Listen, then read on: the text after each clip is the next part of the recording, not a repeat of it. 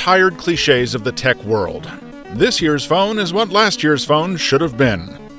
But as worn out as it is, seldom has a trope fit quite as well. This year's HTC flagship is head and shoulders above last year's tepid offering, so why isn't it helping this company?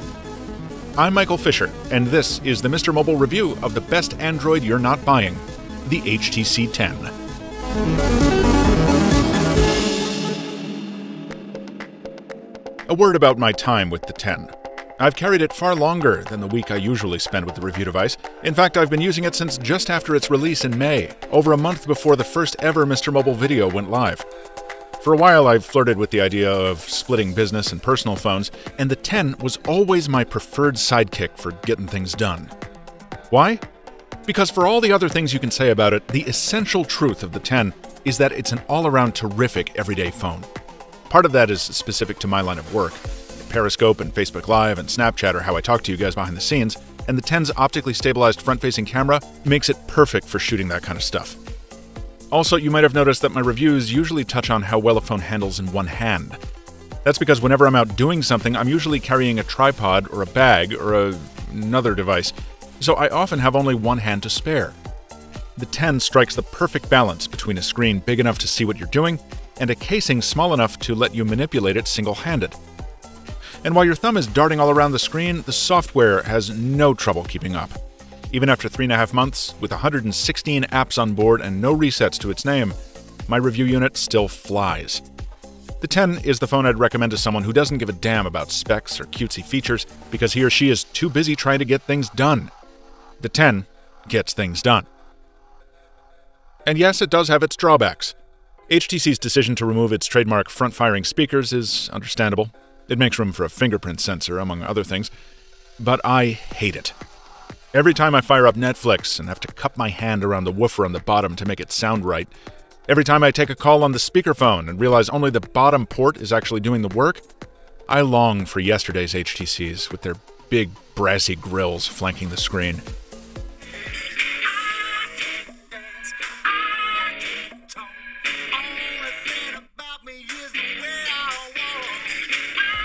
Also, RAM management isn't always what I'd expect of a phone with 4 gigs of the stuff, and this fingerprint scanner feels a little pokey next to some other devices of this generation.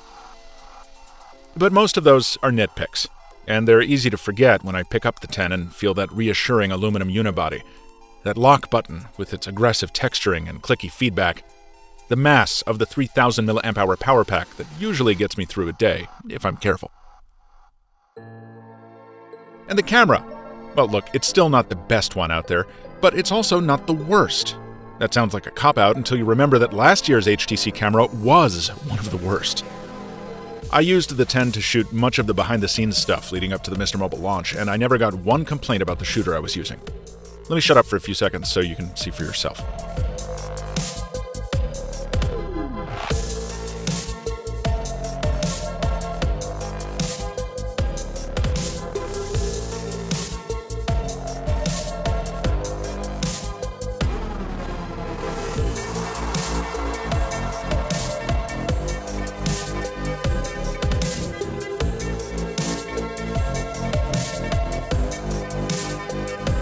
On the video front, there's something worth mentioning here.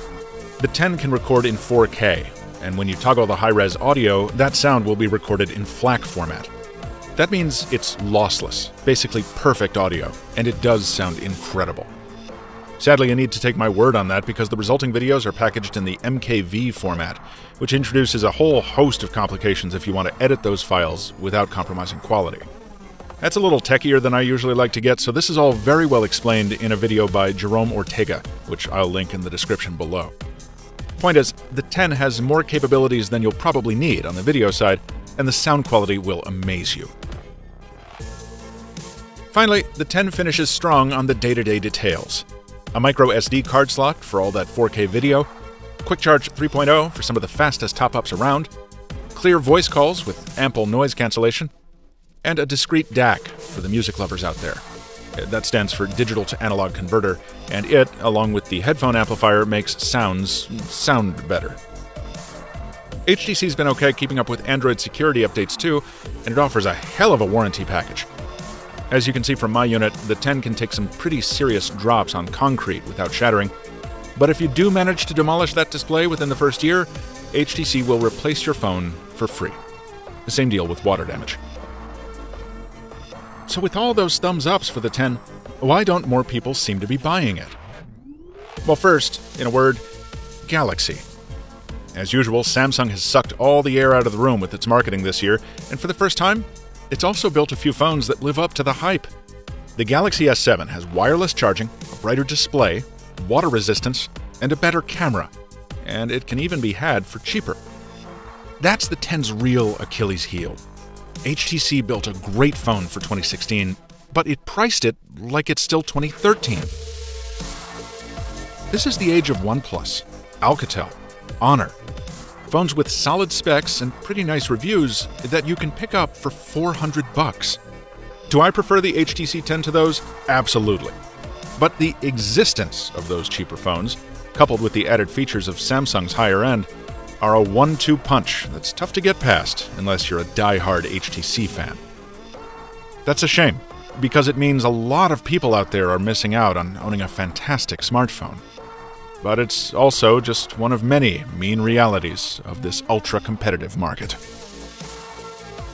Fun fact, pushing the subscribe button on Mr. Mobile videos is shown to increase happiness. Okay, or it just lets you know when new videos go live. Until next time, thanks for watching, and stay mobile, my friends.